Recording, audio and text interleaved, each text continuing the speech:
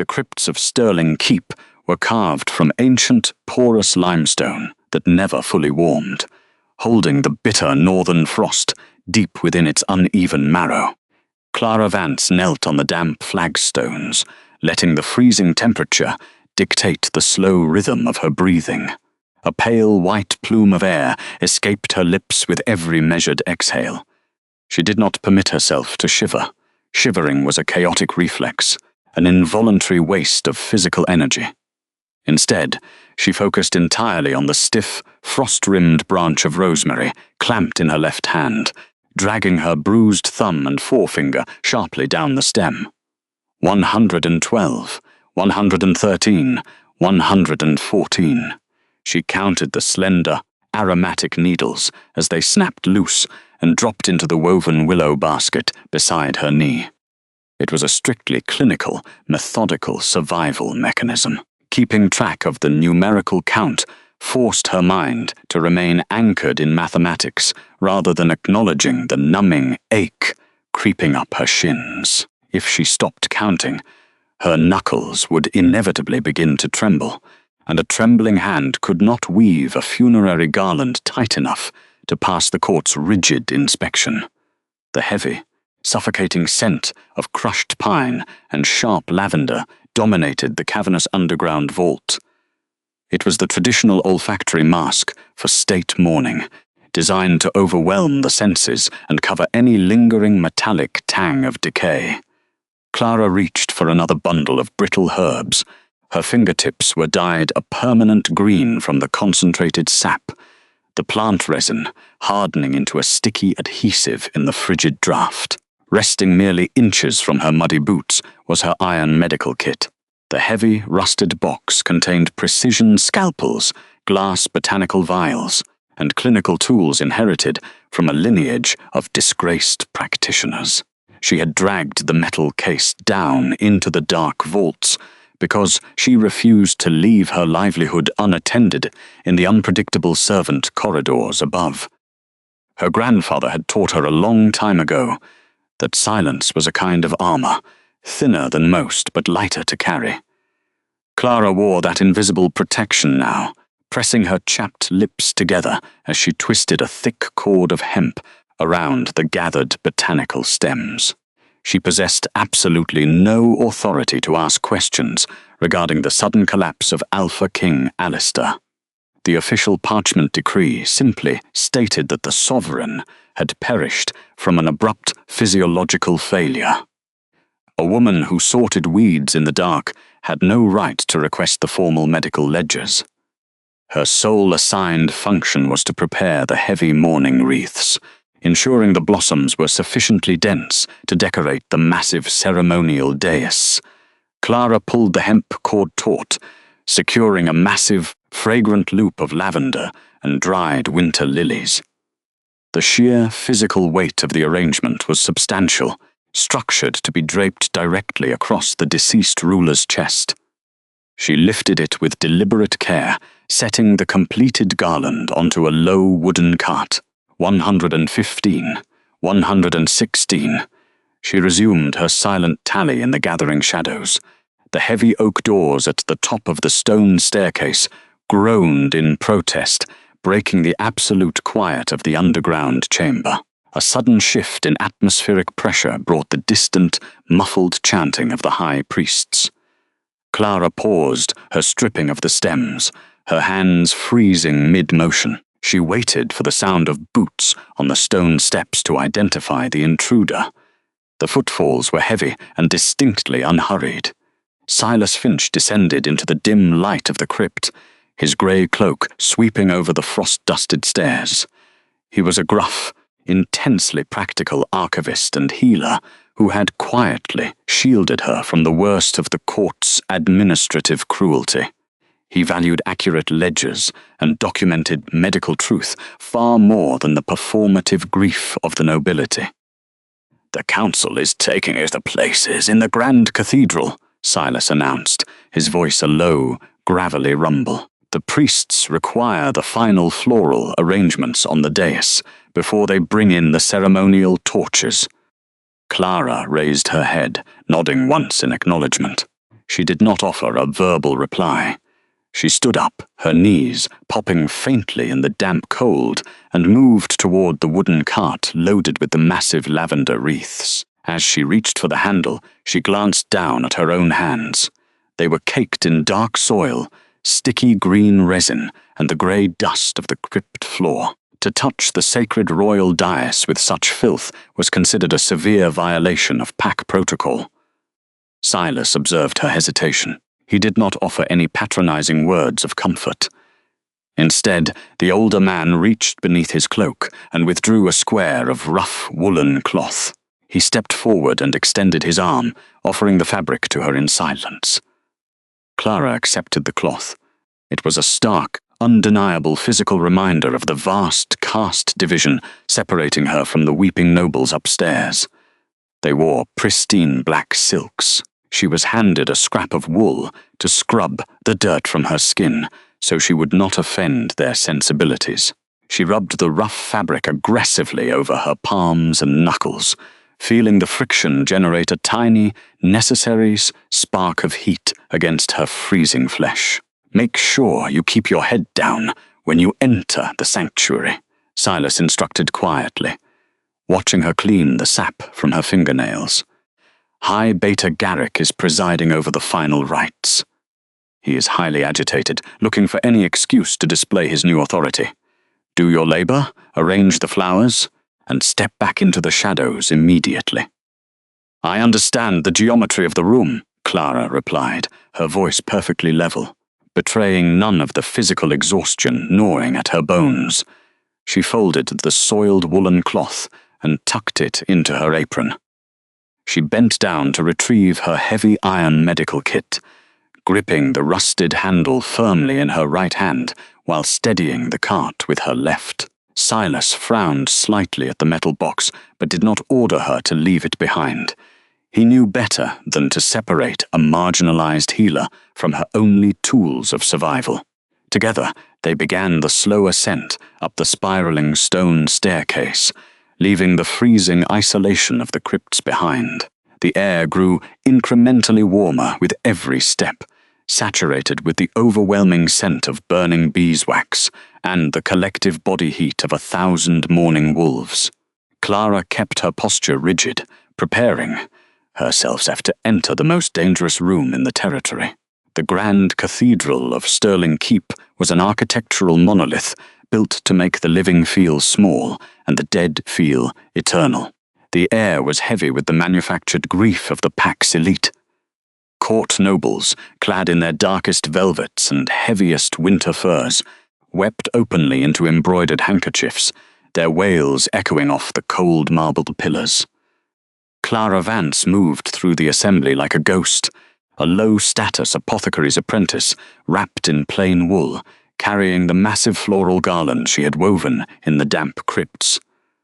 No one looked at her. To the mourners, she was merely an unseen mechanism of the state funeral. She adjusted her grip on the rough twine binding the thick stems, the weight of the damp lavender, rosemary, and white lilies cut into her palms, but she kept her posture rigid. She navigated the central aisle with practiced silence, slipping between a weeping duchess and a stoic elder.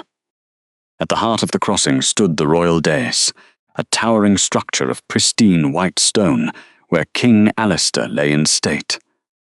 The high priests had already swung their silver censers, filling the space around the sarcophagus with thick plumes of myrrh and burning pine resin. As Clara mounted the first shallow step of the dais, the sensory data shifted abruptly. The heavy, cloying fragrance of the lilies was chemically wrong. Clara paused, her breath shallowing as she analyzed the stagnant air. Cut lilies produced a specific, natural decay, a damp green wilting that smelled of bruised petals, but what she inhaled now was sharp. It was a dense, sickly sweet odor entirely distinct from the ceremonial incense. She recognized it not as a funeral perfume, but as a botanical decomposition cue. It was the unmistakable taint of sweetened hemlock rot. Hemlock did not grow in the gardens of the keep, nor was it ever used in burial rites due to its corrosive properties on preserved tissue.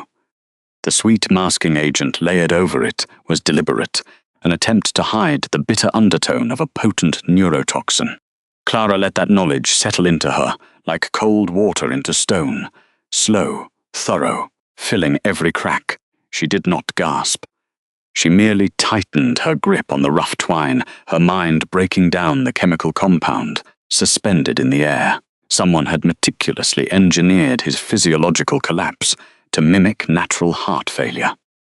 Clara ascended the remaining marble steps to the royal sarcophagus, the heavy garlands resting across her forearms like iron chains. She approached the edge of the stone bier. Alistair Sterling was an imposing figure, even in the absolute stillness of his resting state. Clad in ceremonial armor forged of dark steel and silver, his broad chest remained entirely motionless beneath the heavy plates. His jaw was set, his skin possessing the pale, waxen quality expected of a corpse drained of its vitality.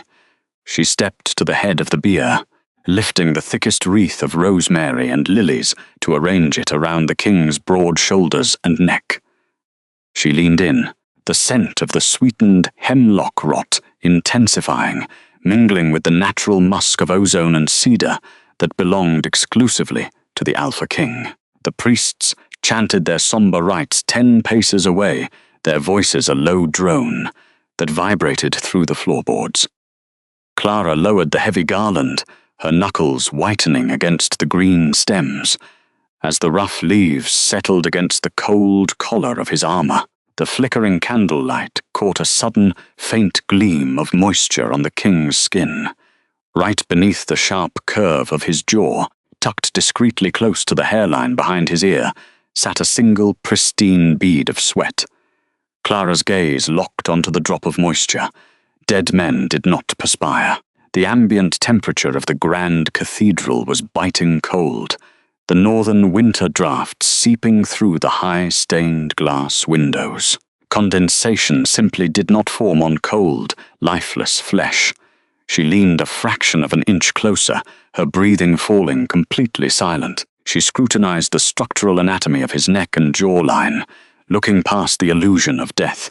Then she saw it. A tiny, almost imperceptible flutter beneath the translucent skin. It was an auricular spasm, a rapid, rhythmic twitching of the small muscle connecting the earlobe to the jawline. It was a movement so minute that anyone looking for a chest rising or a finger twitching would have missed it entirely. But to an apothecary trained to read the desperate signals of a failing nervous system, it was deafening. Clara froze mid-breath. Her hands remained suspended, her ink-stained fingers hovering mere millimeters above the king's earlobe. She began to count the microspasms in the quiet sanctuary of her own mind. 1, 2, 3. The rhythm was erratic, fighting against a massive chemical blockade. It was the localized misfiring of cranial nerves, attempting to push survival signals through a body locked in deep forest nightshade paralysis. The toxin had slowed his heart rate to a dormant crawl, mimicking the finality of death to fool the visual checks of the high priests. But the brainstem was still actively firing. The autonomic nervous system was desperately trying to regulate core temperature, producing that single, undeniable bead of sweat. He was in a profound, chemically induced coma. The realization was not a sudden burst of panic, but a cold, clinical certainty that lodged itself between her ribs like a sliver of cold glass. Clara kept her hands perfectly still over the king's face, projecting the docile image of a lowly servant adjusting a floral arrangement. Alistair Sterling was not dead, but the priests preparing the silver torches at the base of the dais meant he was roughly 10 minutes away from burning alive. Clara Vance kept her posture deliberately curved, presenting the exact shape of an invisible servant, merely doing her duty among the dead. The high priests chanted their solemn liturgies at the far end of the grand cathedral, their voices echoing off the vaulted stone ceiling, completely blind to the subtle biology of the man they were mourning. Heavy censers swung from the rafters, thick with burning frankincense and myrrh, intentionally designed to mask the smells of mortality. Clara let her gaze drop from the faint tremor of the auricular muscle down the rigid length of the king's chest. His massive hands were formally folded over the ceremonial tunic, the heavy silver rings of his lineage catching the dim, flickering candlelight. To anyone else in the massive hall, Alistair Sterling was a cold, waxen monument to a fallen sovereign. To a trained botanical healer, he was a complex organism currently failing under an unnatural chemical weight. She needed physical proof, something concrete that could not be dismissed as a trick of the flickering light. Without breaking the fluid, respectful rhythm of her task, Clara shifted a dense cluster of white lilies closer to his folded wrists. Her movements were slow, methodical, drawing no attention from the elite armed guards stationed at the perimeter of the dais. As her left hand adjusted the heavy stems, her right hand brushed against the king's exposed skin. It was cold, but not with the absolute rigid chill of irreversible death.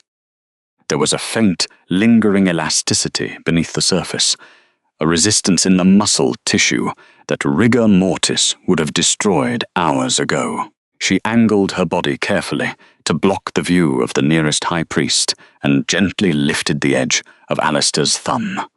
The visual evidence was immediate and undeniable. Beneath the thick keratin of his nail bed, the tissue was not pale and drained as it should be in a true corpse. Instead, it bore a distinct, dark purple pooling, a localized cyanosis that completely contradicted the official timeline of his sudden passing. Clara pressed her own thumb firmly against the center of his nail, forcing the trapped blood to retreat, turning the spot a stark, bloodless white. When she released the pressure, she watched the biological reaction with clinical detachment. The color did not remain absent. Instead, the dark purple hue crept back into the nail bed. It was a sluggish, agonizingly slow capillary refill, but it was moving. The blood was still circulating, driven by a heart that had not stopped, but merely slowed to a near-dormant crawl to preserve oxygen. The specific shade of purple, combined with the delayed refill and the involuntary muscle tremor she had seen moments before, formed a flawless diagnostic picture. This was not a sudden heart failure, as the royal physician had publicly declared. This was not a ruptured aneurysm in the brain. This was the signature paralysis of deep forest nightshade. The rare, heavily restricted botanical compound was notorious for mimicking death, depressing the metabolic rate and paralyzing the voluntary muscles while keeping the victim entirely conscious, trapped behind unblinking eyes. Clara held her breath, her fingers lingering against the cold skin of his knuckle, realizing the absolute horror of his current existence. The sovereign was awake in the dark, unable to move a single finger, listening to the echoing chants of his own funeral, waiting for the flames to consume him alive. The realization settled in her chest like a stone dropping through still water. Clara pulled her hand back from the king, tucking it into the folds of her rough wool apron. Her fingers curled inward tightly, the pad of her thumb tracing the thick, raised scar that slashed across her left palm. The uneven texture of the old wound grounded her, pulling her mind away from the suffocating grandeur of the stone cathedral and plunging her back to the damp, cramped back room of the apothecary guild where her life had been ruined. She had seen this exact pattern of circulatory cyanosis only once before. Her grandfather, a master herbalist, whose clinical brilliance was matched only by his lack of political standing, had kept a collection of forbidden scrolls detailing the effects of high-grade neurotoxins. He had spent his evenings teaching her the mathematics of poison by candlelight, the precise measurements of how rare sap and dried root interacted with the human circulatory system. Years ago, a minor lord from a northern border territory had been brought to the guild in a similar state of rigid coldness. The senior apothecaries had quickly pronounced him dead of a weak heart, eager to collect their hefty consultation fee and avoid any political mess with his heirs. Clara, only a junior apprentice at the time, had noticed the same dark purple pooling under the Lord's fingernails. She had spoken up out of turn, citing her grandfather's exact notes on nightshade paralysis, demanding they administer a countertoxin before the man was permanently sealed in a vault. The Guild's response had not been academic debate. It had been swift, administrative cruelty. A low-status girl, questioning the verified diagnosis of the senior masters, was a direct threat to their institutional authority. They had not merely dismissed her theory, they had physically thrown her out of the Guildhall into the freezing winter street to make an example of her. She remembered the sheer humiliating force of the senior herbalist's hand grabbing her shoulder, the sudden loss of balance, and the brutal impact of the cobblestones as she fell. The gravel bit into her palms like broken teeth. She had knelt there in the freezing mud, her blood mixing with the dirty snow, watching the heavy wooden doors slam shut. That single moment had severed her from her livelihood, stripped away her grandfather's legacy, and destroyed any hope of official medical recognition. The minor lord had been buried the next morning, and Clara had spent the following years surviving in the shadows, learning to keep her medical observations hidden behind a mask of quiet servitude. Now, standing on the sacred royal dais, the same rare toxins was presenting itself on the hands of the Alpha King. The conspiracy was identical, a deliberate assassination covered by a false medical consensus. Only the scale had shifted from a minor lord to the ruler of the entire territory. The senior priests and the High Council had already signed the death registries with their wax seals. If she spoke up now, she would not just be thrown out of a guild hall. She would be challenging the highest legal and religious authorities in the pack. She would be executed for treason before the pyre was even lit. Clara smoothed her apron, her thumb still pressing into the old, aching scar. She looked down at Alistair's sluggishly refilling nail bed, calculating the sheer, terrifying risk. The law demanded silence. Her own survival demanded invisibility. But the iron weight of her grandfather's teachings and the biological truth beating faintly beneath the king's ribs refused to let her walk away in silence. The high priests of Stirling Keep moved in a perfectly rehearsed synchrony, their heavy crimson robes sweeping over the polished stone. In their gloved hands, they carried massive silver ceremonial torches. The fire atop the silver poles burned thick and violently orange, fueled by a dense mixture of rendered animal fat and crushed pine resin. The acrid scent of the burning pitch rapidly flooded the grand cathedral, overpowering the delicate, earthy fragrance of the rosemary and lavender Clara had so painstakingly arranged moments before. The funeral pyre had been constructed directly beneath the elevated royal dais, functioning as a brutal masterpiece of architectural grief. Bundles of dry, aged pine wood, stripped of bark and cured for over 3 seasons in the keep's deepest cellars, lay stacked in a precise, interlocking lattice. The structure was engineered with ruthless efficiency, designed to catch quickly and burn at a devastatingly high temperature, ensuring the Alpha King's physical form would be reduced to pure white ash before the winter sun dipped below the horizon. Clara had retreated to the very edge of the lower steps, perfectly still, a ghost among the living. She was supposed to have retreated into the deep shadows by now, expected to fold herself away into the dark corners like a forgotten servant, blending into the cold stone masonry. Instead, her eyes remained fixed on the dancing movement of the flames. She watched the heavy draft sweeping in from the massive, iron-banded cathedral doors at the far end of the nave. The bitter northern winter wind crept across the floor in invisible currents, catching the torch flames and pulling them sideways in jagged, snapping arcs.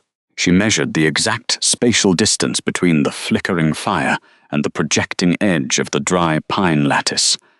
2 feet, then 18 inches as the lead priest stepped closer to the base of the pyre. She did not look up at the weeping nobles packed into the viewing gallery above, their faces buried in lace handkerchiefs. Her gaze entirely bypassed Garrick, who stood at the absolute head of the assembly. The High Beta wore a heavy cloak of mourning black, his head bowed in a flawless, calculated performance of public grief. Yet, to an observer trained to read the subtle mechanics of the human body, his posture was wrong. His shoulders lacked the heavy, sagging slump of true, exhausting sorrow. His knuckles were loose, not clenched in denial. He was merely waiting. He was waiting for the fire to consume the dais, waiting for the only physical evidence of his supreme treason to turn to irreversible ash. Clara calculated the thermodynamic reality of the impending cremation with cold, clinical precision. Once the pitch-soaked torches made contact with the cured pine, the lattice would ignite in under 12 seconds. The heat would rise vertically, funneling forcefully up through the ventilation grates, carved into the marble dais. Within exactly 3 minutes, the temperature around Alistair's dormant body would reach a lethal threshold. The sudden, extreme heat would boil the remaining oxygen from his severely depressed bloodstream, instantly finalizing the biological death that the deep forest nightshade had only simulated. She had perhaps 60 seconds before the chanting priests lowered their silver poles and committed a murder sanctioned by the state. Her fingernails bit into her palms as she clenched her fists at her sides, anchoring her mind to the physical present. To step onto the sacred dais during the high ritual of passing was an act of profound heresy within the sovereign court. The ancient blood treaties dictated, with absolute clarity, that any unauthorized individual crossing the boundary of the white marble platform during a state funeral would face immediate execution by the elite guards. Clara knew the law intimately. She understood the exact penalty for desecration, and yet she moved. She did not run. Panic would have marked her as a hysterical mourner, easily dismissed and swiftly cut down by the halberdiers. Instead, she walked forward with the measured, unhurried precision of a master apothecary navigating a crowded infirmary. Her dark linen dress rustled softly as she ascended the first broad step, then the second. The cold temperature of the marble seeped through the thin soles of her practical leather shoes, grounding her physical senses, keeping her heart rate steady despite the monumental risk. The royal guards flanking the pyre were momentarily paralyzed by the sheer, unbothered audacity of her calm. They were highly trained to intercept violent threats, to tackle charging assassins, and to physically restrain the unpredictable. They were fundamentally unprepared for a lowly, unrecognized herbalist simply walking past the sharp steel of their polearms, with her eyes locked exclusively on the king's chest. A few shifted their weight, the thick leather grips of their swords creaking in the tense air, but none moved fast enough to block her ascent. Clara reached the upper platform, stepping directly onto the pristine, polished surface of the royal dais. Without breaking her forward momentum, she reached across her chest and unbuckled the thick leather strap from her shoulder. Her iron medical kit was a heavy, rusted artifact inherited directly from her grandfather. It had been forged in an older, harsher time when northern medicine required crude, unyielding physical strength. Inside its reinforced shell lay the sharpest scalpels, meticulously sealed botanical vials, and clinical tools that had quietly saved hundreds of common lives, though they had never been meant for a sovereign. She raised the heavy case slightly with one hand and let it drop. The heavy iron kit struck the pristine white marble with a dull, ringing clang. It was not a loud, chaotic crash, but in the cavernous, acoustically tuned space of the cathedral, the metallic impact sliced through the atmospheric pressure like a physical blade. The sharp sound hit the high, vaulted ceilings, reverberating off the towering stained glass windows and the massive stone pillars, instantly shattering the solemn rhythm of the state ritual. The high, mournful chants of the cathedral priests faltered mid-breath, breaking apart into confused, fragmented murmurs before dying out entirely. A sudden, suffocating quiet descended upon the grand hall, pressing against the eardrums of every person present. Not the kind of silence that falls between words, the kind that swallows them whole.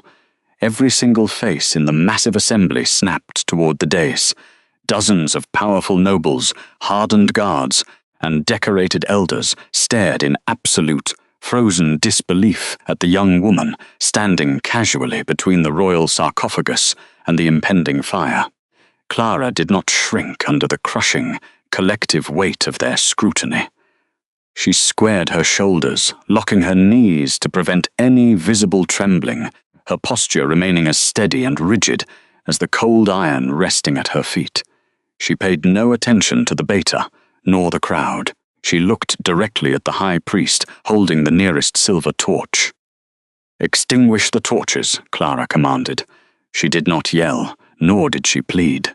Her voice was remarkably low, carrying the crisp, absolute scientific authority of a diagnostician presenting undeniable physical facts. The acoustic geometry of the cathedral carried her steady syllables to the farthest, darkest corners of the room.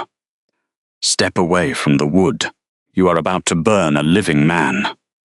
The reverberation of the iron hitting the marble altar had barely faded into the vaulted ceilings before the high beta reacted. Garrick Thorne did not step forward with the measured, mournful grace he had performed all morning. He lunged. His ceremonial robes twisted around his legs, the expensive fabric dragging across the polished stone with a frantic hiss. His face, previously arranged into a perfect mask of dignified grief, warped into a sudden snarl. He pointed a trembling finger directly at the young apothecary, standing over the royal sarcophagus. "Treason," the antagonist spat, his accusation echoing through the freezing nave. "Cut her down. Seize the girl and execute her immediately for desecrating the sovereign's body." All around the perimeter of the elevated dais, the elite royal guard shifted in unison, the metallic ring of cold steel, leaving leather scabbards sliced abruptly through the cloying scent of burning incense. 13 broadswords caught the amber light of the high chandeliers, their razor-sharp tips instantly leveling toward Clara's throat. She did not shrink back. She did not raise her hands to shield her face, nor did she drop to her knees to plead for mercy. Instead, her grueling training kicked in, filtering the terrifying chaos of the room through the detached, analytical lens of a clinical diagnostician. She studied the powerful man, calling for her immediate death just as she would study a toxic bloom. The high beta's chest was heaving beneath his embroidered vest, his respiration shallow and erratic, but it was the sound of his voice that anchored her absolute certainty. When he had barked the order to kill her, the second syllable had fractured. It was a microscopic, high-pitched crack in his larynx, a sudden failure of breath control that had absolutely nothing to do with righteous anger. It was the undeniable physiological signature of raw, unadulterated panic. He was not furious that a sacred ritual was being interrupted. He was terrified that the cremation was being stopped too soon. The elite guards closed the distance, their boots striking the marble in a rapid march. Near the edge of the military formation, Silas Finch stood perfectly still, his weathered hand resting on the pommel of his broadsword. The gruff archivist did not draw his weapon, but his sharp eyes locked onto the young woman, observing the way she held her spine rigid against the threat of the blades. Clara kept her gaze fixed on the high beta. He was a man relying on empty court status to bury a medical truth. She had to make the biology visible before the guards closed the final inch. Not a single muscle in her face twitched as she turned her back on the drawn swords. She moved with the deliberate precision of a battlefield surgeon, stepping closer to the massive stone bier where the Alpha King lay in state. She reached down and firmly grasped the fallen ruler's right hand. The physical weight of Alistair Sterling's arm was staggering. His skin was ice-cold against her calloused palms, yet the underlying musculature lacked the locked resistance of true rigor mortis. The joints of his thick fingers remained subtly pliable, caught in the heavy stasis of a paralytic agent, rather than the irreversible stiffness of biological death. She adjusted her grip, bracing her worn boots against the marble floor, and hauled his massive, battle-scarred hand upward into the warm amber glow of the nearest candelabra. "Look!" Clara commanded. Her voice was not a hysterical scream. It was a cold, clear projection of scientific authority, pitched perfectly to cut through the panicked murmurs of the cathedral. She twisted the king's heavy wrist outward, forcing the nobles in the front rows to stare directly at his exposed fingertips. Against the pale flesh of his hand, the nail beds presented a stark, unnatural contrast. They were not the dull, ashen grey of a permanently stopped heart. They were flooded with a vivid, suffocating shade of dark plum. "Death, by natural cardiac arrest, drains the extremities," she stated, her words dropping like heavy iron weights into the stunned silence. "The blood pools in the lowest points of the body, following gravity. It does not rush to the nail beds and trap itself in the microscopic capillaries." She traced the outer edge of the sovereign's thumb with her own herb-stained finger, highlighting the precise line of the discoloration.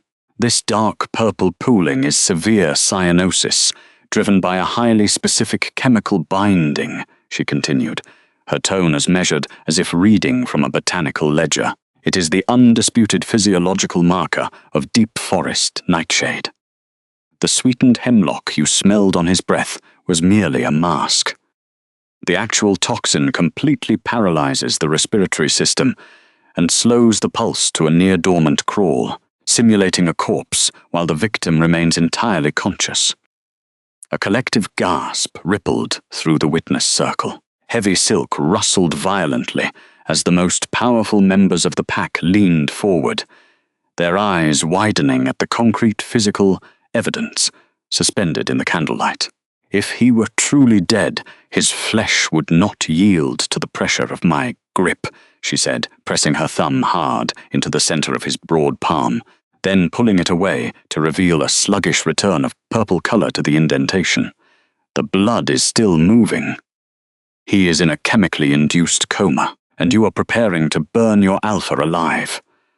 Garrick's aristocratic face flushed a mottled red. The panic in his eyes rapidly metastasized into open desperation as the whispers of the court grew louder. The evidence was no longer a theoretical debate to be silenced by a sword. Clara kept the hand elevated, letting the gold of Alistair's rings catch the firelight alongside the poisoned purple of his skin, daring any guard to strike her down while the truth was bare for all to see. The cathedral air had grown impossibly thin, heavy with the suffocating scent of dying lilies and melting tallow. 12 points of polished steel remained leveled directly at her throat, the tips trembling slightly with the guard's residual adrenaline, yet Clara Vance did not flinch. She kept her hands entirely visible, resting them lightly on the cold lid of her iron medical kit. She did not beg for her life, nor did she raise her voice in hysterical pleading. Instead, she lifted her gaze from the paralyzed sovereign and locked eyes directly with the man commanding the perimeter. Silas Finch stood rigid at the head of the Royal Guard formation. He was a gruff, practical man, weathered by decades of overseeing the keep's archives and medical registries. He knew the biological realities of death far better than the priests who merely chanted over it. Now, as the echoing murmurs of the horrified nobility swelled against the vaulted ceilings, Silas studied the young apothecary. He searched her pale face for the familiar markers of madness. He looked for the desperate fanaticism of a zealot or the erratic, shallow breathing of an assassin caught in a lie. He found absolutely neither. What the older archivist saw in Clara's unblinking stare was the terrifying, cold pragmatism of a battlefield surgeon. Her posture was perfectly calibrated to avoid triggering a reflex strike from the nervous guards. Her shoulders were dropped in a display of non-aggression. Her breathing was measured, deep and steady, entirely incongruous with the deadly steel hovering mere inches from her carotid artery. She was not asking for a miraculous intervention. She was requesting a calculated window for a biological procedure, grounded in the undeniable physical evidence pooled darkly beneath Alistair Sterling's fingernails. The high priests were still frozen in their ceremonial stances, their silver torches casting long shadows across the white marble. Silas felt the immense weight of the territory's strict laws pressing against his shoulders. To allow a commoner to touch the Alpha King's flesh during his cremation rite was an undeniable act of high treason. To kill her when she might be holding the empirical key to the sovereign's survival was an irreversible failure of duty. He looked down at the unnatural discoloration on the king's fingertips. He looked back up at the apothecary's steady hands. Hold. The command left Silas's mouth in a low, gravelly bark. It possessed enough dense authority to cut cleanly through the rising panic in the cathedral. The elite guards did not sheathe their weapons, but they froze instantly, their muscles locking in place. "You have 60 seconds, Silas stated, his voice carrying the uncompromising weight of a death sentence deferred. "If the king does not draw breath before the minute is up, you will not leave this dais alive. Proceed." Clara gave a single microscopic nod. She did not waste breath on gratitude. The clock had already started in her mind. The High Beta's reaction was instantaneous and violently sharp. "Are you entirely out of your mind?" Garrick Thorne hissed, his voice cracking the fragile silence like a whip striking cold stone. He surged forward from his position beside the ceremonial pyre, the heavy velvet of his mourning cloak dragging harshly against the pristine marble. "She is a filthy hedge witch. She is desecrating the royal corpse of your Alpha."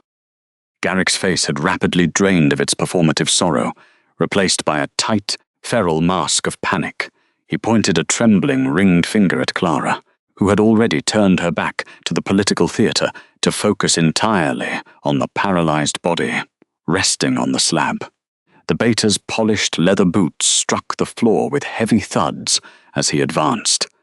He demanded her immediate removal, insisting the guards execute the standing order for treason. Yet, despite his deafening volume, there was a fatal lack of control in Garrick's movements. His words were cloaked in righteous fury, but his underlying physiology betrayed a catastrophic internal terror.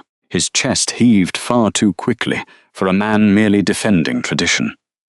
When his verbal commands failed to move the frozen guards, Garrick reached blindly for the ceremonial dagger fastened to his hip. His knuckles turned a stark, bloodless white as his grip tightened around the gilded hilt. He intended to cross the remaining distance and drag her away from the king himself. He did not make it past the second step.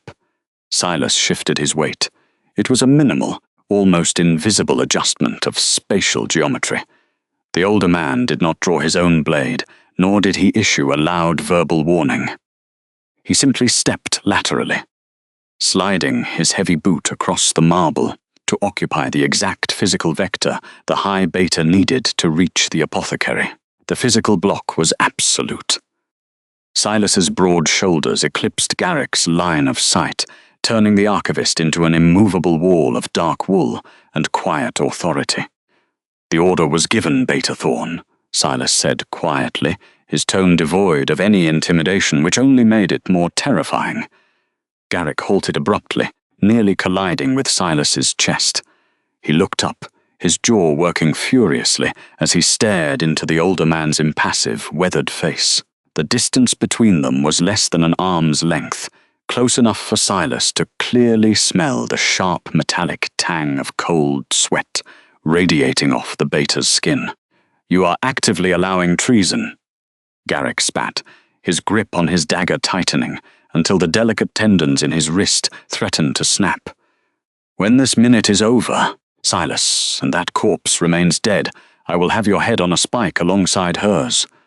"Perhaps," Silas replied, his posture remaining as steady as a compass needle finding north. He did not move a single inch, but until that minute expires, we will wait. Behind the impenetrable wall of Silas's back, Clara did not look up. She had tuned out the shouting, the death threats, and the political maneuvering entirely. The grand cathedral around her had ceased to exist. There was only the cold stone, the ticking of her own heartbeat, and the meticulous, unhurried preparation of a cure. The heavy iron clasps of the iron medical kit released with a sharp, metallic crack that echoed against the vaulted ceiling of the grand cathedral. Clara folded back the reinforced lid, exposing the dense, velvet-lined compartments inside. The heavy case held the accumulated discipline of 3 generations of apothecaries, sitting in stark contrast to the superstitious panic erupting around the royal dais. She ignored the screaming priests and the furious High Council members gathering at the base of the steps. Her vision narrowed entirely to the rows of suspended glass. Her fingers, still carrying the faint, earthy residue of the funerary garlands, moved with absolute, unhesitating precision over the velvet slots. She bypassed the sedatives, the pain drafts, and the coagulants, her hand hovering over a row of dark, temperature-sealed glass. She extracted the comfrey iron root antidote. The thick vial was frigid to the touch, the liquid inside a dense, bruised green that caught the flickering light of the cremation torches still burning in the priest's hands.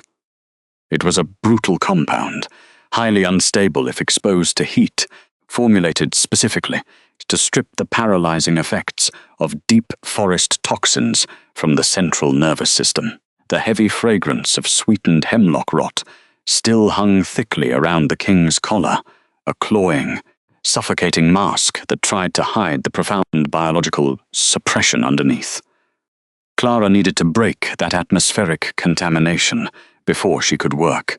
She retrieved a heavy silver syringe, its internal mechanism finely calibrated for drawing dense botanical oils, and unstoppered a secondary flask containing high-proof medicinal alcohol. Taking a square of undyed linen from the bottom of the case, she soaked the cloth in the clear solvent. She deliberately dragged the soaked linen down the length of the silver needle and across the glass barrel, applying heavy friction. The sharp, volatile fumes of the alcohol instantly vaporized into the stagnant air. It was a clean, punishing scent that physically cut through the sickening sweetness of the poison, masking Alistair's skin. The astringent vapor cleared her sinuses, anchoring her entirely in the clinical reality of the moment. She inverted the vial of the comfrey iron root antidote and pierced the cork seal with the sterilized needle. Drawing the plunger back required significant physical force due to the heavy viscosity of the extract. She watched the dark green liquid fill the silver chamber, keeping her eyes locked on the graduated markings etched into the glass window. A lesser dosage would fail to restart the paralyzed cardiovascular rhythm of a man with his massive physical density. A drop too much could shatter his weakened blood vessels before his heart could regulate the pressure. She stopped at the precise millimeter mark. Her hands did not shake. The chaos of the cathedral was nothing but white noise against the singular, measurable truth held inside the silver cylinder. Behind her, the white noise of the cathedral shattered into distinct, violent commands. The High Council members surged forward, their ceremonial robes tangling around their ankles as they demanded the immediate execution of the girl, desecrating the royal corpse. Clara did not have the physical leverage to fight off a dozen armed men and deliver the injection simultaneously. She did not need to. A heavy boot scraped against the pristine marble, and Silas stepped directly into the narrow gap between the lower altar steps and the edge of the royal sarcophagus. The gruff archivist did not pull his weapon to incite a chaotic melee in the center of a state funeral.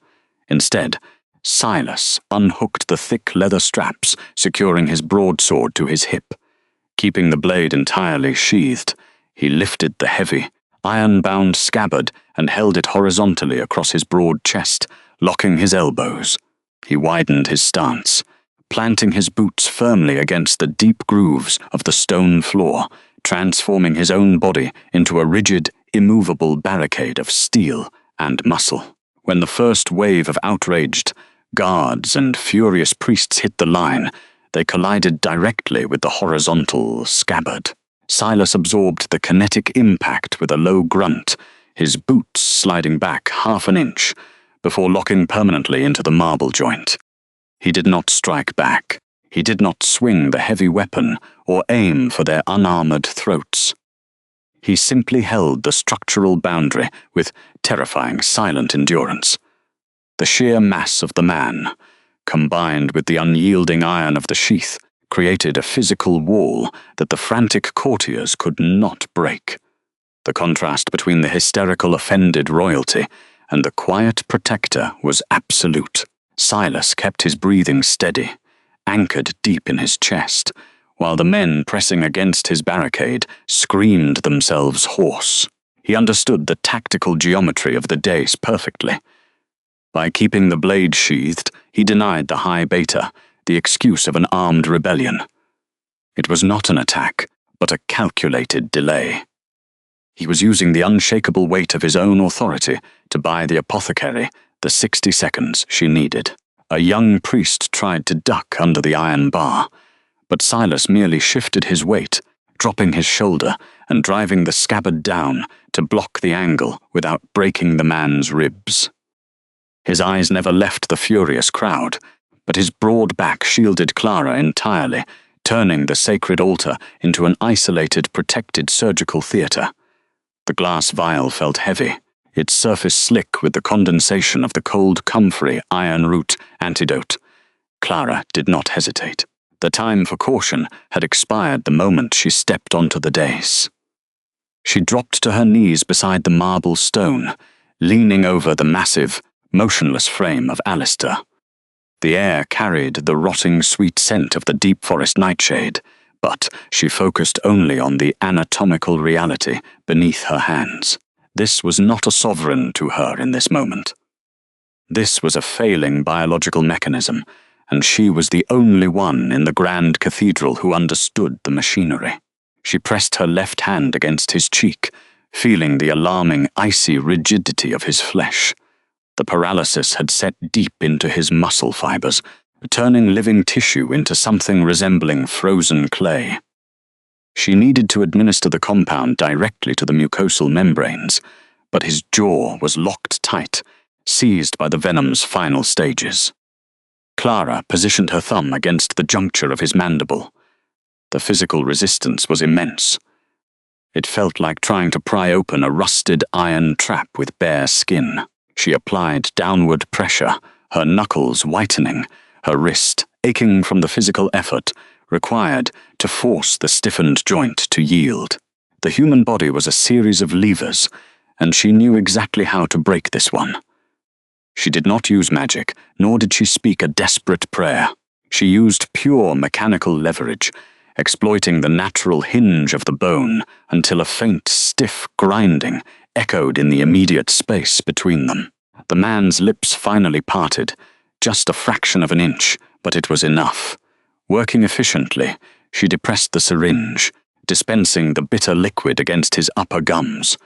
The dark extract stained the pale tissue instantly. She rubbed the solution firmly into the membrane with her index finger, ensuring the iron root would absorb rapidly into the bloodstream. It was a gritty, undignified procedure. Her fingers quickly became coated in the dark, sticky sap, the sharp, astringent smell of raw earth cutting through the sickly sweetness of the poison. Next, She expelled the remaining freezing liquid from the syringe onto her palm and pressed it directly into the hollow of his neck, smearing the harsh mixture over his carotid artery. The friction was absolutely necessary to stimulate localized circulation. She dug her fingers into the thick cords of his neck, massaging the antidote into the flesh, with a clinical severity that bordered on violence. She needed the heat of her own skin to force the cold medicine deeper into his tissues. Garrick's furious threats echoed behind the blockade of the guards, shouting about treason and the immediate hanging of the apothecary. Clara simply ignored the noise. Her entire existence narrowed to the cold skin beneath her hands, the stinging smell of bitter root, and the mathematical calculation of how many seconds the compound would take to travel down to a dormant heart. The grand cathedral was a tempest of shouting voices, scraping boots, and the shuffling of ceremonial robes. Clara remained completely still over the motionless body. She kept her index and middle fingers pressed deeply into the hollow of the man's neck, waiting for the very first sign of a returning pulse. The potent compound needed precise time to reverse the neurotoxic block, and those seconds stretched into an agonizing eternity. Behind her, the defensive line wavered under the pressure of the outraged court. A panicked sentry broke through the perimeter, stepping onto the edge of the sacred dais. Clara felt the sudden, sharp chill of a drawn steel blade resting just a fraction of an inch from the back of her neck. A single twitch, a sudden intake of breath, and the heavy sword would slice directly through her skin. The soldier barked a command for her to step away, his voice cracking with the tension of the sacrilege. Clara did not flinch. She did not raise her hands in surrender, nor did she acknowledge the lethal weapon hovering over her spine. Instead, she deliberately closed her eyes. The sensory deprivation was a necessary tactical choice. By shutting out the blinding glare of the windows and the terrifying proximity of the executioner's blade, she forced all her neurological focus into the tips of her fingers. She blocked out the shouting nobles completely. Her reality became entirely tactile. She registered the cold texture of the marble biting into her knees, the damp chill of the cathedral floor seeping through her skirts, and the sticky residue of the extract drying on her palms. Above all, she focused on the terrifying absolute stillness of the flesh beneath her fingertips. She waited with the unyielding patience of a scientist observing a volatile reaction. Her concentration was an impenetrable shield, and she wielded it with absolute discipline. She measured the passing of time not by the violent threats screamed at her back, but by the steady rhythm of her own measured breathing. 10 seconds. The sentry stepped closer, the edge of his steel now physically brushing the loose fibers of her linen collar. The high beta's voice rose to a hysterical pitch, ordering the guards to strike her down. 20 seconds. A faint warmth began to spread beneath the dark smear of the antidote, a localized reaction to the harsh friction she had applied. The iron root was burning its way into the subcutaneous vessels. 30 seconds. She pressed harder into the carotid pathway, her eyes squeezed shut, her mind mapping the network of veins beneath the thick neck. She searched relentlessly for the faintest flutter, the microscopic surge of moving blood that would prove the paralysis was breaking down. She ignored the aching cramp in her own wrist, keeping her fingers locked in position against his throat. The man lying beneath her was a ruler of absolute authority, yet in this suspended fraction of time, his existence depended on the quiet endurance of a woman whom the court had actively deemed invisible. Clara held her breath, ignoring the cold bite of steel at her nape, ignoring the screaming room, and simply waited for the dormant machinery of his body to restart. The cathedral held its breath. Clara remained absolutely still, her fingers hovering millimeters above the icy skin of the sovereign's neck. The bitter, medicinal scent of the extracted root hung heavily in the freezing draughts, overpowering the sweet rot of the floral arrangements. Every noble and armored guard in the immense vaulted space was frozen in a tableau of terrified anticipation.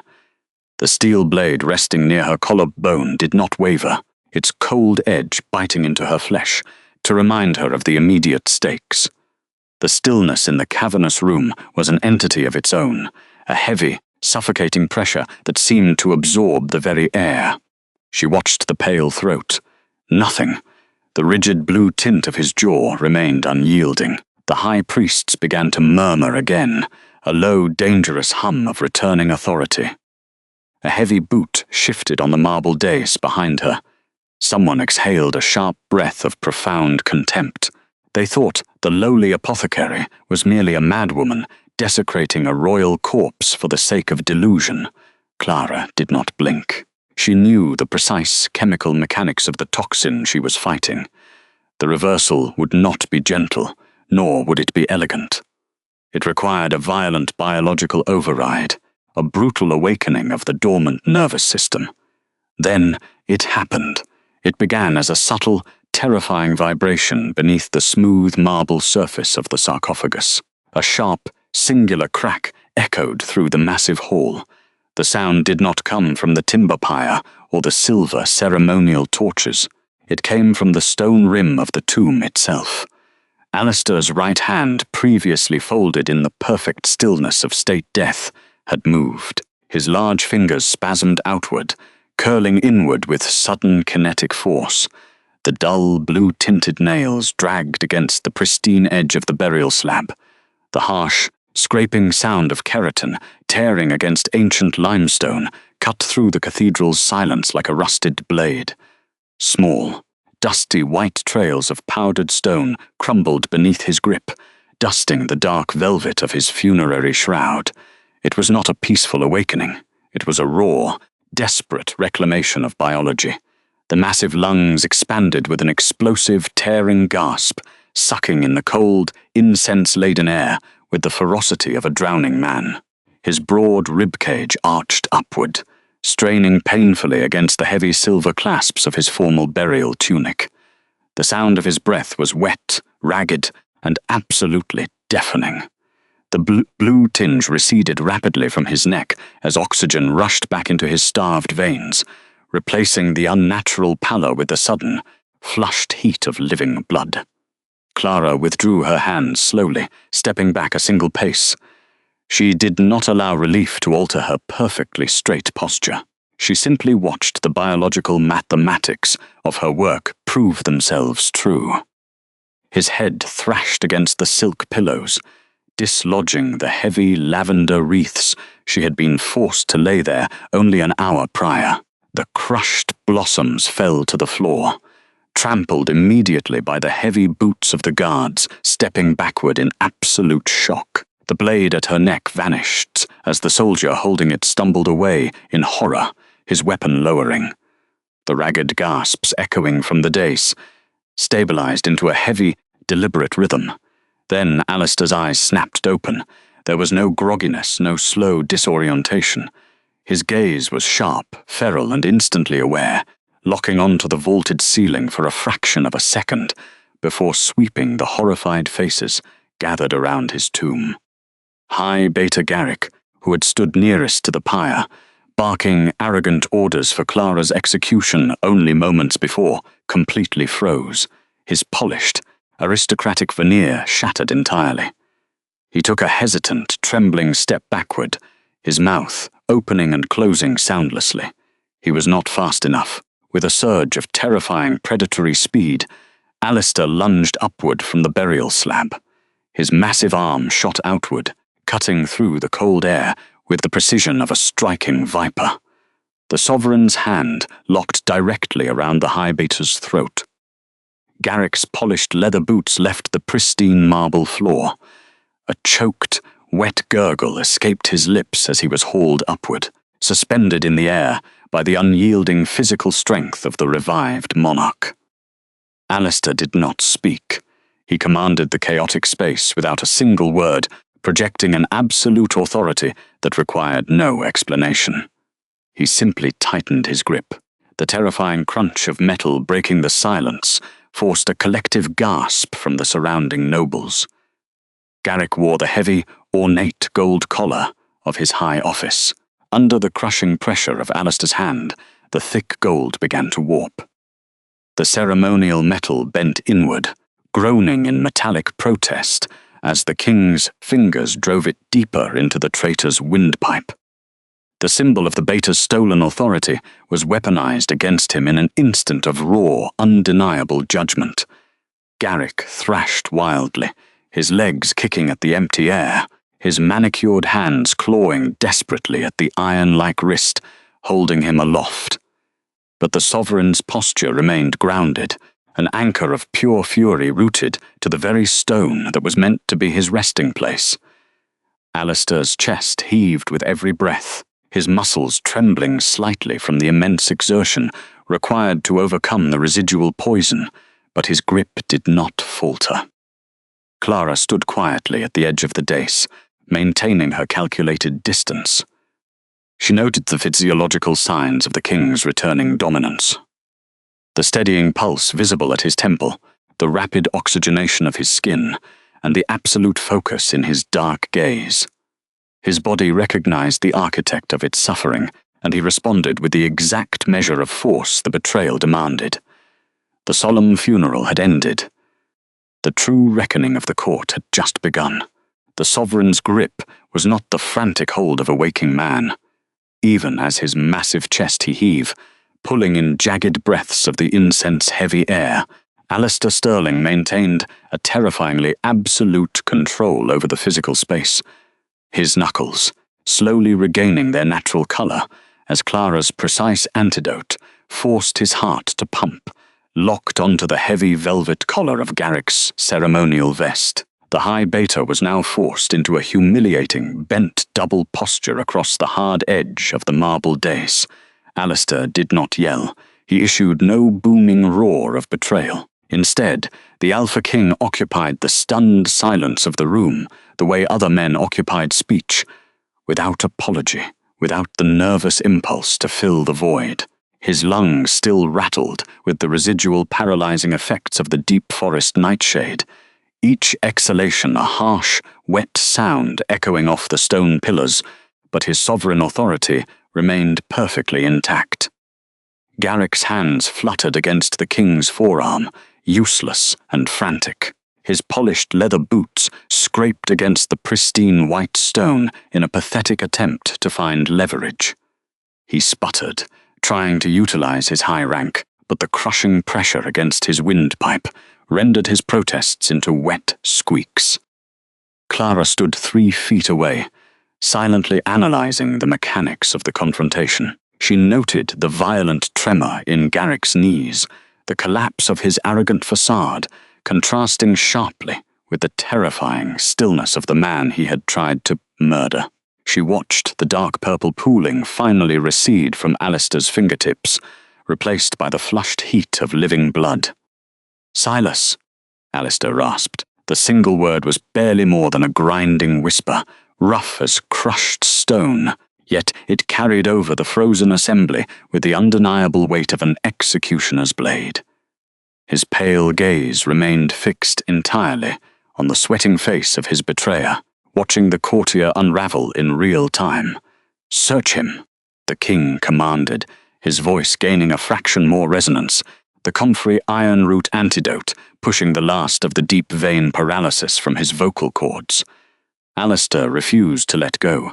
He kept his thick arm fully extended, forcing Garrick to remain bowed in a posture of extreme public subjugation before the entire court.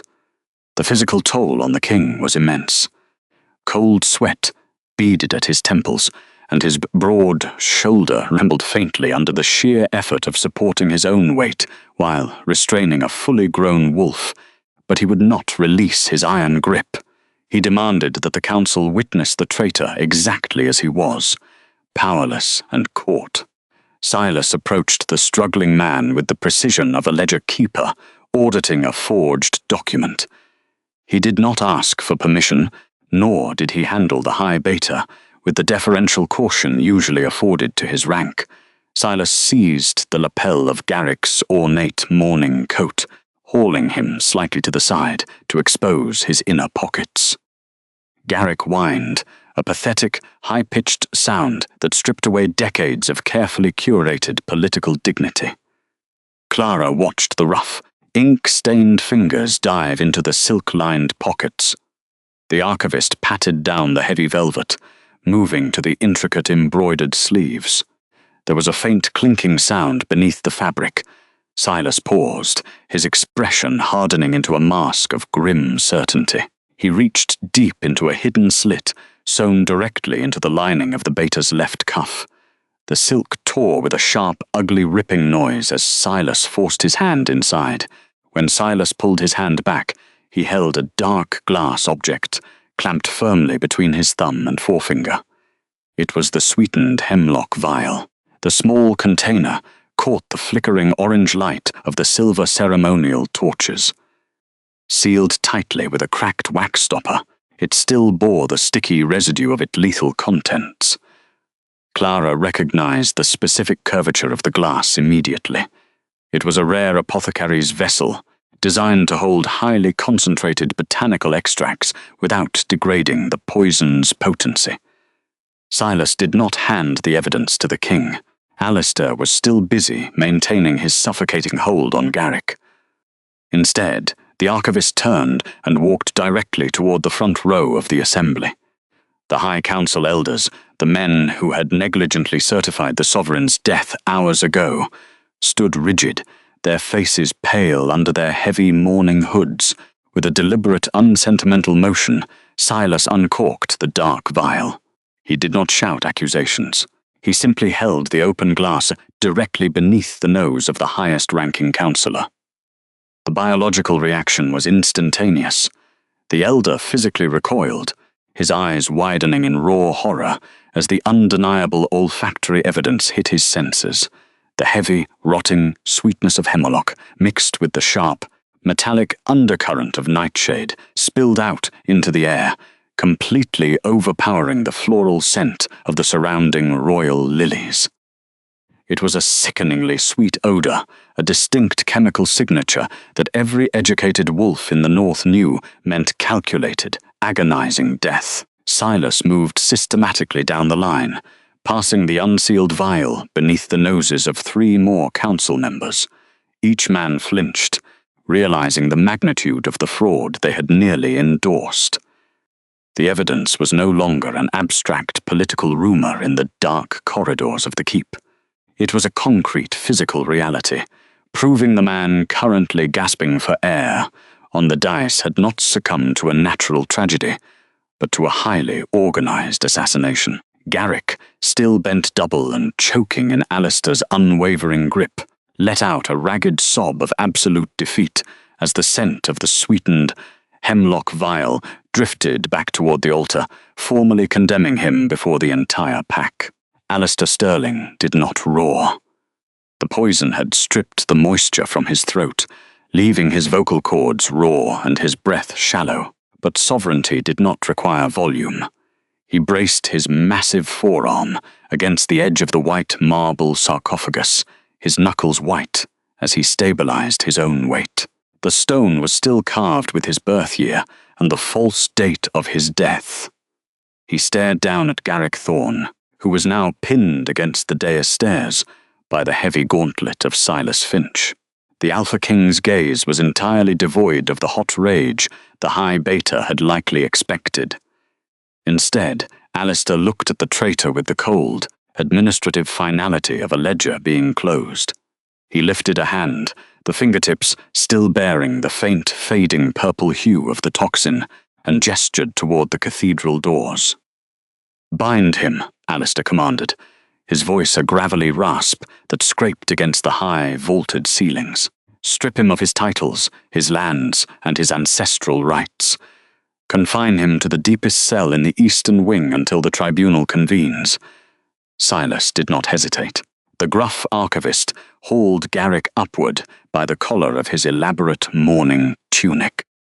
The sound of tearing silk echoed sharply as Silas unpinned the heavy silver emblem of the High Beta from Garrick's chest, tossing it onto the floor where it clattered against the marble. Garrick opened his mouth to speak, his face pale and twisted with the sudden collapse of his grand design, but Silas shoved him forward, signaling 2 heavily armored guards to take the prisoner away. The heavy iron chains were produced with a stark, metallic ringing that sliced through the lingering scent of funeral incense. But Alistair was not finished. He turned his head slowly, the muscles in his neck still fighting the residual stiffness of the hemlock, and fixed his eyes on the circle of high priests. These were the men entrusted with the sacred duty of verifying a sovereign's passing. They stood frozen at the base of the pyre, their immaculate white robes stark against the dark wood they had been ready to ignite. They had not checked his temperature. They had not sought a secondary medical opinion. They had simply accepted Garrick's decree, prioritizing political convenience over biological truth. "And you," Alistair said, the quiet syllables dropping into the cavernous room like stones into a frozen lake. "You who stood ready to burn your king without so much as pressing a finger to his wrist." The head priest began to tremble. He took a staggering step backward, his hands shaking so violently that the heavy silver ceremonial torch slipped from his grasp. It struck the polished stone floor with a deafening metallic crack. The burning pitch at the end of the torch spilled across the damp marble, sputtering weakly, before the flame hissed and extinguished completely, sending a thin curl of black smoke rising toward the rafters. "Arrest them all," Alistair ordered, his breath steadying as the comfrey continued to thaw his frozen veins. "Seal the temple archives. Every record they have kept, every death they have certified under Thorn's administration will be audited." The remaining guards moved in perfect synchronization, surrounding the trembling priests and confiscating their ceremonial staffs. The absolute precision of the legal retribution was terrifying in its calm execution. There was no chaos, no blood spilled on the sacred dais, only the systematic dismantling of a corrupt hierarchy, triggered by the undeniable physical evidence that had just been dragged into the light. As the priests were marched away and the heavy iron doors of the cathedral thudded shut behind them, the true magnitude of the moment settled over the vast assembly. The shock that had paralyzed the thousands of mourning nobles, pack elders, and visiting dignitaries finally broke. It did not break into cheers or whispers, but into a synchronized rolling wave of submission. Starting from the front rows near the altar, and rippling outward toward the distant grand arches, the members of the sovereign court fell to their knees, the sound of thousands of bodies dropping. The rustle of heavy velvet gowns, the clanking of ceremonial armor, the soft thud of knees hitting the hard, cold stone, filled the cathedral with a heavy oceanic roar. They were bowing not just in profound awe of the resurrected Alpha King, who stood breathing and powerful upon his own deathbed, but in absolute reverence for the quiet apothecary, who had just bent the rigid laws of nature and courtly protocol to save him. Clara Vance did not kneel. She stood alone on the raised marble dais, surrounded by the heavy wreaths of rosemary and lavender she had arranged only an hour ago, while the entire elite class of the Northern Territories pressed their foreheads toward the floor. Clara remained perfectly upright.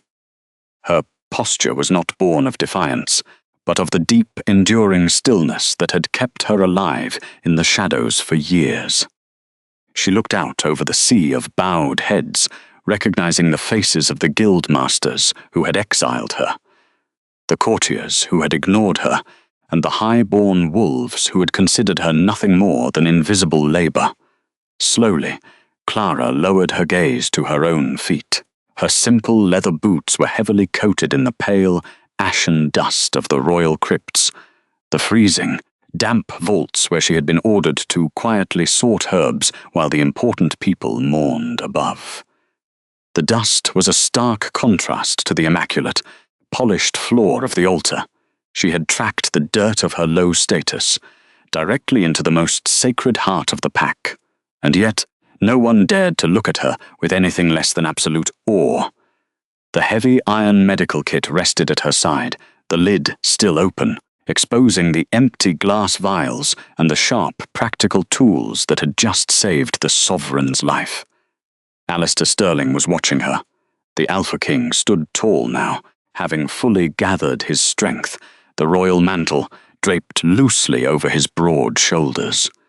He did not look at the thousands of powerful wolves submitting before him. He was looking only at the quiet woman with dust on her boots and iron in her hands. His eyes held no arrogant command, no demand for her deference. Instead, they carried the quiet, undeniable recognition of an equal. A sovereign acknowledging the one person in the room whose competence was stronger than death itself. The cathedral floor remained a tableau of stunned reverence. Clara stood perfectly still, her breathing measured, watching as Alistair, visibly exhausted by the physical toll of his revival, lowered himself to sit heavily upon the edge of the stone bier. His chest still hitched with the residual burn of the antidote, his muscles trembling under the sheer biological strain of a forced resurrection. Despite this, his golden eyes were entirely clear, sweeping over the room with a terrifying lucidity. He ignored the kneeling priests who had failed to verify his death. He refused to acknowledge the spot where his traitorous beta had just been dragged away by the guards. A scribe rushed from the periphery of the crowd, clutching a blank roll of heavy vellum and a trembling quill. The scribe fell to his knees at the base of the dais, hastily laying the thick parchment flat against the cold stone floor. "Write," the king ordered, leaning forward as the heavy ceremonial silks slipped from his broad, scarred shoulders by direct decree of the sovereign crown. "Clara Vance is hereby stripped of her apprenticeship." A nervous murmur rippled through the surviving council members, instantly silenced by a single dark look from the dais. Clara kept her cracked hands folded neatly over her apron. She allowed the reality of his words to settle into her chest, a slow, grounding weight that displaced years of institutional invisibility. She did not smile, nor did she let her shoulders drop. She simply absorbed the shift in the room's geometry. "She is named Chief Royal Healer," Alistair continued, each word deliberate, ensuring the scribe's quill captures the exact legal phrasing. "She is granted sole jurisdiction over the eastern wing of Stirling Keep. The Grand Research Hospital is hers. No elder, no priest, and no beta may override her medical authority. She answers only to the throne." The scribe wrote rapidly, the sharp scratch of the nib echoing against the high-vaulted ceilings. Clara watched the wet black ink form the letters of her name, binding her to a life she had only ever imagined. In the freezing, damp corners of the royal crypts, this was not merely a title, it was absolute, documented immunity. "Sign it," Alistair demanded. The scribe hastily dashed his signature at the bottom margin, then reached into his robes for the traditional stick of crimson wax and the ceremonial signet ring that had been placed on a velvet cushion for the funeral. "No," the king rasped, waving the wax away with a dismissive flick of his wrist. Instead, Alistair raised his right hand. The knuckles were still smeared with the dark, copper-scented blood he had drawn when his claws breached Garrick's throat moments prior. Without a second of hesitation, the sovereign pressed his blood-stained thumb directly onto the bottom of the vellum. He held it there for 3 long, silent seconds, letting the vital fluid soak deep into the fibrous paper, bypassing the traditional administrative seal entirely. He lifted his hand, leaving a stark, perfect crimson fingerprint next to her name. It was a binding biological oath, a physical debt Boulain, the crown and the botanist, who had refused to let him burn. Clara stepped forward when Silas carefully lifted the heavy vellum and handed it to her. The document felt substantial, the parchment rough and thick against her calloused palms. She did not fall to her knees to pledge her loyalty. She did not weep in gratitude before the court. She simply bowed her head in a short, dignified nod, accepting the sovereignty he had just handed her. The ink and the blood were already drying in the cold, incense-heavy draughts of the massive hall. Turning away from the bier, Clara knelt beside her heavy iron medical kit resting on the pristine marble floor. She began the methodical process of packing her tools. Her movements were clinical and entirely unhurried. She wiped down the glass barrel of her primary syringe with a clean cloth, ensuring no trace of the bitter comfrey and iron root residue remained. She slipped the silver scalpels back into their velvet-lined grooves, aligning them perfectly. She secured the corks on her remaining botanical vials, checking the tightness of the seals one by one.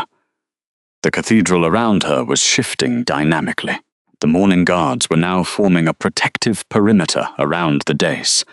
The weeping nobles were whispering in calculating, terrified tones, recalculating their political alliances in real time. But Clara tuned them out entirely, focusing only on the tactile reality of her instruments. These tools had been her only defense when the guild expelled her. They had been her only companions in the subterranean dark. Now, they were the undeniable instruments of her absolute authority.